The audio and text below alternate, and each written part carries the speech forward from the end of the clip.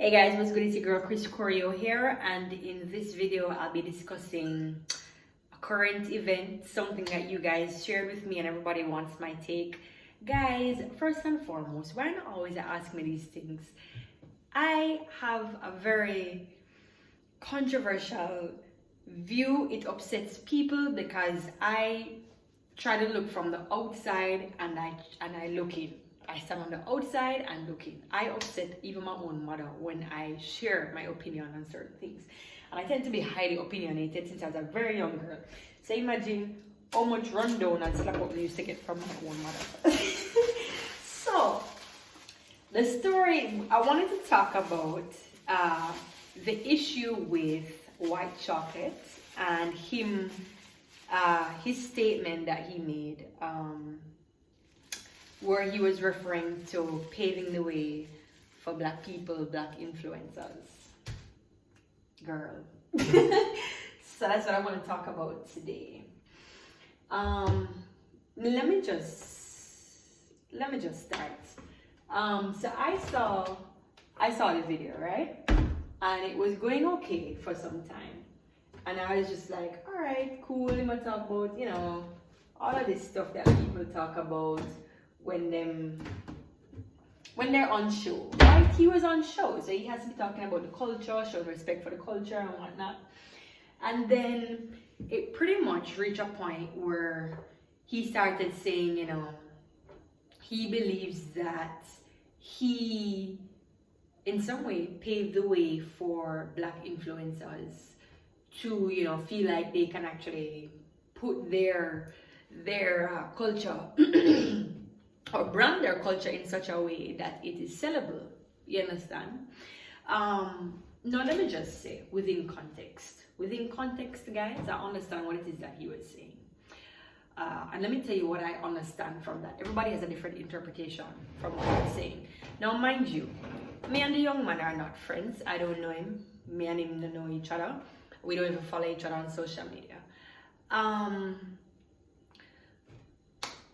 Here's what I understand from his statement, that he is from somebody from overseas and he celebrates the culture. Well, he actually identifies with St. Lucia. I'm not actually sure if that's where he's from, but he says he is basically sharing or giving the impression that he celebrates Caribbean culture, which is what I get, because I mean, if you're whining, you're gyrating and so on, and he seems like he loves it. He seems like he has an obsession for it. And I honestly don't think that a white man could get that good at whining unless he actually enjoyed it. So I do believe that he actually does love the culture. Now, within context of Black Lives Matter, right? It is so important for you as a non-member of the black race or the mixed race to understand how sensitive, how fragile a time it is. So I don't know if there's anybody else that does this. I know there are probably some, I've seen motivational speakers, I've seen speakers do it all the time. Most of them, what they do is they practice what they're going to say. So when you're going to have an interview, you have a mock-up of questions. I'm like that. I'm a perfectionist. So I have in my mind, because the thing is that there's only so many different dimensions that the human brain can go in terms of asking a question. And if you look back on some old YouTube videos, you always see the questions. Reporters are not that, they're not going to go into like, oh my God, what makes the sky blue? They're going to ask you straightforward questions that they've asked dancers or dance instructors, fitness enthusiasts from before, carnival lovers from before. So research the question, practice your answers, right? So when he said that he believes that he's paved the way, if he had said, I've paved the paved the way for black people, that right there, honey, you should have, and while he was talking, I could see that he was trying to hold it now. He was trying to think about what he wanted to say, but I feel like that right there, nah, you can't say, there's no way that you can say pave the way for black people. That's in your mind. After you said that, you should have gone back and said, not pave the way for black people per se, but show them a different way. yeah, here's how I would have probably said it. Well, then I'm black, so people wouldn't take it as harshly. But you could have said, it's so crazy because anywhere you put this, you could hurt them. You could hurt feelings, right? People get sensitive.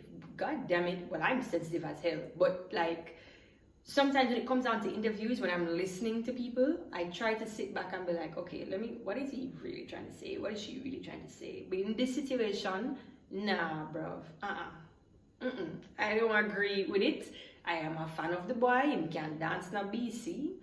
But what him say right there, so, him should have go back and say, not literally pave the way for black people. What I've done is I've shown the culture outside of the culture. And so a lot of persons are celebrating it. And so what I've done is sort of open the door to a new perspective on Caribbean culture. Because the reality is, persons of the Caucasian race or anybody outside of black culture, when they look at black culture, many persons, not all, many persons, even today, 2020, they just see it as loud and virile and vulgar and so on, right? So we understand that you've shown a different perspective, that okay, it can be fun, it can be joyous, but to say that you pave the way for black people, and I'm gonna go in even deeper, because he also hinted off on the fact that he also hinted off that he paved the way for influencers. Now let me explain something to you guys.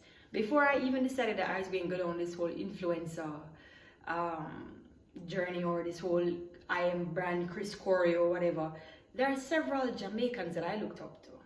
Several Jamaicans. I could name, let me name two of them where me love and get inspired by. There's Dottie Berry, right? Dottie Berry, big up every time. Quite inspirational. And then there is Petite Sue. So Dottie Berry is comedy, Petite Sue is makeup. And these people are doing crazy, great things, commendable things, right? So from before me even know about a boy named White Chocolate, I'm sorry to call you a boy, but this is my sensitive, this is my, this is that angry side coming out. You can't say that, because when you say something like that, it indicates to us that you have not really researched the culture.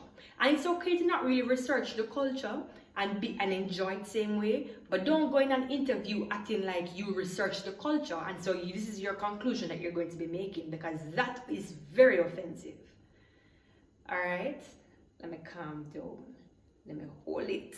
All right, let me calm down. So this video is not to cuss him out. I'm not trying to create enemies, because I'm a big fan of White Chocolate. Why can't wine and him sexy no BC? I think I said that before. Him sexy, right? So what my message is at the end of the day, and this goes for him and any other influencer who celebrates black culture, celebrates Caribbean culture, right? If you're over there in the Western world, Europe, wherever it is that you are, just understand where it is that it's coming from, right? Understand where it's coming from. Understand that people have sentimental attachments, right? And so they are going to blow up. I honestly, young man, I don't know how you're going to dig yourself up out of this, but probably you can drop some wine and the girl them will kind of calm down after. I don't know. But you're in a sticky situation. Now moving on from him, because we also have a bone for pick for black people. You know what I don't understand, guys? Jesus, I feel like a stuck record. Like every single time there is some sort of upheaval like this, where somebody's disrespecting the culture, uno people send the videos them to me. Here's why that's interesting. The same people who are sending the videos to me, y'all don't pay for dance classes. Y'all don't call Chris Corey and say, yo, Chris Corey, I want you to come on the stage and I want you to, you're not paying customers of Caribbean culture. You see where I'm going with this?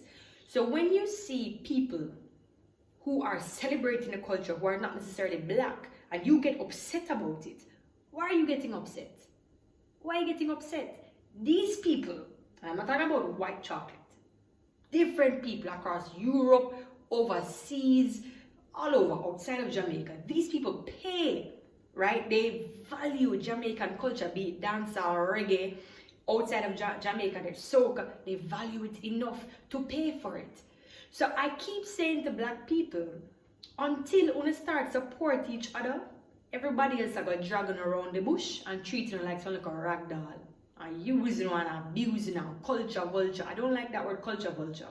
I don't like that word, right? Because I don't like that word. Eliminate that word. I don't like that word. Because people who use Caribbean culture, I love people like them because they celebrate it. It's them celebrating it. As long as they're not slandering it, you know, and using it in a way that it's not meant to be used, then, you know, I celebrate them. And it's good for me. Girl, that's how I get my bag. Alright? So, before you send me those videos, make sure you have either liked, shared, commented on one of Chris Corio's videos. Make sure you have said to a friend, yo, take a class from Chris Corio. Make sure you're supporting brand black people before you come with this, oh, white people no fear do this or Chinese people no fear do this. Honestly, STFU. Alright? STFU if you're a black person not supporting black business. Because it is because of you why we have to go out and teach these foreigners, because if I did up to you, we need not make no money. You understand? We wouldn't be making any money. So this is just something I hope that you guys can think about. I'm gonna end this video now.